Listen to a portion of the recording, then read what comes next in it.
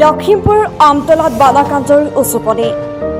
কেমেৰাৰ সন্মুখত উচুপি উঠিল দেশহাৰা হোৱা বানাকাঞ্জৰে বানে শেষ কৰা বৰ্ণাঢ্যৰ উচুপনি যেন শেষ নহবই ভেটিটোৰ বাজেই ঘৰৰ চাৰিবেৰৰ লগতে ভেটিৰ সকলো বয়বস্তু উটুৱাই নিয়ে ৰঙা নদীৰ বানে আমতলাৰ দুৱাৰপাৰ বিষ্ণুদাস আৰু মামণি দাসৰ ঘৰটো বানে উটুৱাই নিয়াৰ পিছত বাকী ৰৈ ভেটিটোহে বিষ্ণুৰ ঘৰৰ এপদো সামগ্ৰীৰ এৰি নগল ৰঙা নদীৰ পানে শুবলৈ নাই বিচনা ৰান্ধিবলৈ নাই বাচন খাবলৈ নাই এখন কাঁহী ৰঙা নদীৰ পানে বিষ্ণু মামণিৰ পুত্ৰৰ উত্তমৰ সকলো কিতাপ পঢ়ি উটুৱাই নিয়াৰ পিছত দিশহাৰা হৈ পৰিছে পৰিয়ালটো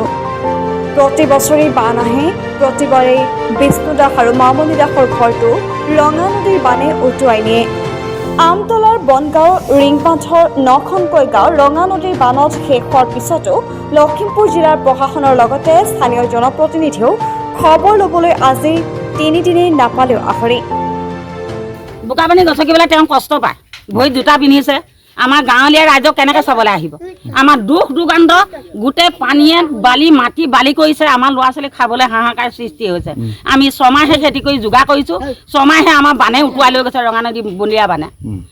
তেওঁলোকে নেপো খুলি দিয়াৰ লগে লগে আমাৰ ইয়াত মেখেলা পিন্ধিবলৈও সময় নাই মেখেলা গাঁঠি দিম বুলি ক'বলৈ ধৈৰ্য বোলা বস্তুটো থাকি যায় কোনোবা দিনা হয়তো পেটুকো পিন্ধি লৈ মাৰিব লাগিব কোনোবা দিনা হয়তো ল'ৰা ছোৱালী হাতত ধৰি চুচুৱাই লৈ যাওঁতে কানিকা পানী সুলকি যাব লাগিব আমাৰ এনেকুৱা বিলাই আমাৰ শাস্তি হৈছে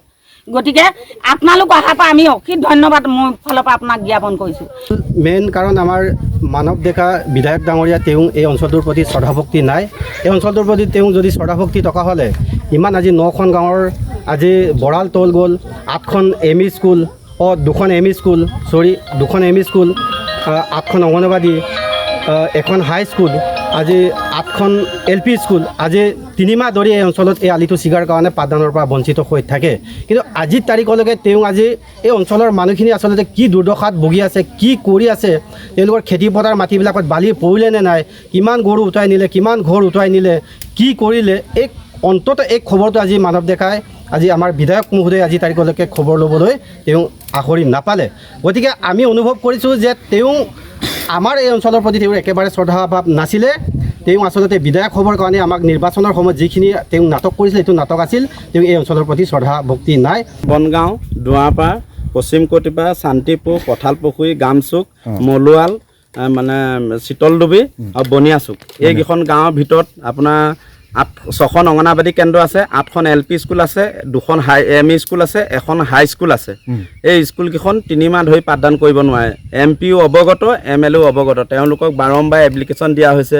ডিপাৰ্টমেণ্টৰ লগত বাৰম্বাৰ যোগাযোগ কৰা হৈছে খুদ মুখ্যমন্ত্ৰীক সেইদিনাখনি আমি এপ্লিকেশ্যন দি তেওঁলোকক জনাইছোঁ আশ্বাস দিয়াৰ পিছত তেওঁলোক কোনো নাহে 2017 চনত যেতিয়া জয়ন্তপুৰ বান্ধটো ছিগিছিলে তেতিয়াও মানে আমাৰ এই বনগাঁও ৰিংপানটোত বিচ্ছিন্ন ৰূপে গুচি গৈছিলে তাত 11 ঘৰ মানুহ গৃহহীন হৈছিলে ধৰ পানীৰ পৰা আমি একো উলিয়াব নোৱাৰিলোঁ গোটেইখিনি বয় বস্তুৱে গ'ল পানীটো যি বয় বস্তু মানে ঘৰৰ সা সম্পত্তি মানে বাচন পাতিৰ পৰা আদি কৰি যিখিনি বস্তু থাকে ধৰক গৃহস্থলী ঘৰ এখন বুলিলে প্ৰতিটো বস্তুৱে থাকে আৰু সেই বস্তুটো উটি যোৱাৰ পিছত মানে ধৰক মানুহখিনি কেনেকৈ জীয়াই পানী ইমানে বলীয়া পানী আহি গ'ল ইমান হৈ গৈছে নাৱত উঠাই আনিছে বিচনাখন গম নাপালোঁ সময় আছিলে ভিতৰত মানে বস্তুখিনি নীতি তাৰমানে বৰষুণ বতৰ এইফালে হুইচেল দিছিলে যদিও আমাক জাননী দিছিলে যদিও আমি গম নাপালোঁ বতৰ পানীৰ পৰা আৰু ৰাতি 3টা বজাত আহিছে এইকণ সময়ত আমাৰ ধৰ টোপনি ধৰেহে আৰু সেইটো কাৰণে আমি গম নাপালোঁ আৰু বস্তু একো উলিয়াবলৈ নাপালোঁ মানে চব গুচি গ'ল ক'ত আছোঁ মানে এই আলিতে মানে শিবিৰ বনাই আছোঁ আৰু যেন তেনে জীৱনটো কটাই আছোঁ আৰু এতিয়ানো কি কৰিম উপায়টো নাই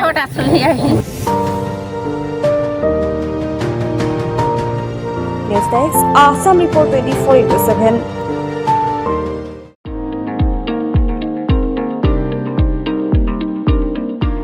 চকু ৰোগীৰ বাবে সুখবৰ চুবুৰীয়া দেশ নেপালৰ বৃত্তামুৰ সৈনিকপুৰত অত্যাধুনিক চিকিৎসালয় শুভাৰম্ভ Messi IN aesthetic private limited নামৰ চকু চিকিৎসালয়ৰ শুভাৰম্ভ চৰকাৰী বেচিক হস্পিটেলৰ সন্মুখত মুকলি হ'ল অত্যাধুনিক সা সুবিধাযুক্ত এখন ব্যক্তিগত চকু চিকিৎসালয় য'ত আৰ্থিকভাৱে দুৰ্বল লোকৰ অতি কম খৰচতে চকুৰ পৰীক্ষা ও চশমা প্ৰদান কৰা হয় লগতে ENT ছালৰ ৰোগ দাঁতৰ ৰোগৰো চিকিৎসা উপলব্ধ নেপালৰ জ্যেষ্ঠ তথা বিশিষ্ট চিকিৎসকৰ তত্ত্বাৱধানত পৰীক্ষা কৰা হয় চকুৰ থকা খোৱাৰো সুব্যৱস্থা আছে চিকিৎসালয়খনত অতি কম খৰচতে চকুৰ অপাৰেশ্যন পৰীক্ষা আদিৰ বাবে যোগাযোগ কৰিব পাৰে যোগাযোগ নম্বৰ 977981491403 অথবা